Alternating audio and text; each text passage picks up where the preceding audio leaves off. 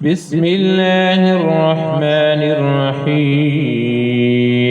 اقرأ باسم ربك الذي خلق خلق الإنسان من علق اقرأ وربك الأكرم الذي علم بالقلم علم الإنسان ما لم يعلم كلا إن الإنسان ليطغى أن رآه استغنى إن إلى ربك الرجعى أرأيت الذي ينهى عبدا إذا صلى أرأيت إن كان على الهدى أو أمر بالتقوى أرأيت إن كذب وتولى